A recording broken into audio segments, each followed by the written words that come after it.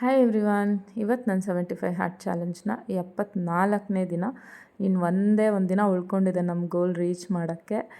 ಹಾಗೆ ಇವತ್ತು ಔಟ್ಡೋರ್ ವರ್ಕೌಟಿಗೆ ಅಂತ ಹೇಳಿ ಪಾರ್ಕಿಗೆ ಹೋಗೋಕ್ಕಾಗಿಲ್ಲ. ಯಾಕೆಂದರೆ ನಾನು ಡ್ಯೂಟಿಯಿಂದ ಬರೋಷ್ಟೊತ್ತಿಗಾಗಲೇ ಒಂದು ಸರಿ ಮಳೆ ಬಂದು ಹೋಗಿತ್ತು ಮತ್ತು ತುಂಬ ಮೋಡ ಕೂಡ ಇತ್ತು.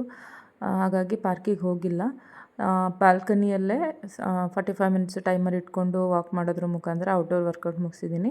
ಇಂಡೋರ್ ವರ್ಕೌಟಿಗೆ ಅಂತ ಹೇಳಿ ಸ್ವಲ್ಪ ಹೊತ್ತು ಯೋಗ ಮಾಡಿ ಆಮೇಲೆ ಪವರ್ ಕಟ್ ಪದೇ ಪದೇ ಆಗುತ್ತೆ, ಟ್ರೆಡ್ಮಿಲಲ್ಲಿ ವಾಕ್ ಮಾಡೋಕ್ಕಾಗಲ್ಲ ಅಂತ ಹೇಳಿ ಮನೆ ಒಳಗಡೆನೆ ಎಂಟ್ರಿ ವೇಯಿಂದ ಕಿಚನ್ ತನಕ ವಾಕ್ ಮಾಡೋದ್ರ ಮುಖಾಂತರ 45 ಮಿನಿಟ್ಸನ್ನ ನಾನು ಇಂಡೋರ್ ವರ್ಕೌಟು ಕಂಪ್ಲೀಟ್ ಮಾಡಿದ್ದೀನಿ.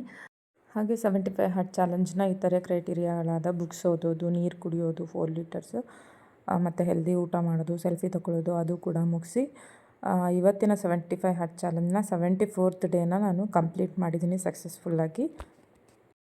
ನಾಳೆ ಲಾಸ್ಟ್ ಡೇ ಮುಗಿತಾ ಇದೆ ಅಂತ ಒಂದು ಕಡೆ ಖುಷಿನೂ ಇದೆ, ಒಂದು ಕಡೆ ಬೇಜಾರು ಇದೆ. ಯಾಕೆಂದರೆ ಇಷ್ಟು ದಿನ ನಾನು ಚಾಲೆಂಜಿಗೋಸ್ಕರ ಅಂತನಾದರೂ ಏನೇ ಎಷ್ಟೇ ಮನಸ್ಸು ಬೇಡ ಅಂತ ಅಂದರೂ, ಮೂಡಿಲ್ಲ ಅಂತ ಅಂದ್ರೂ, ಈಗ ಎಷ್ಟೇ ಟೈಮು 12 ಗಂಟೆ ಅಂದಿಲ್ಲ, 12:30 ಅಂದಿಲ್ಲ, ಮಧ್ಯರಾತ್ರಿ ತನಕ ವಾಕ್ ಮಾಡಿದ್ದೀನಿ ಆ ಟೈಮು ಕಂಪ್ಲೀಟ್ ಮಾಡೋದಕ್ಕೋಸ್ಕರ.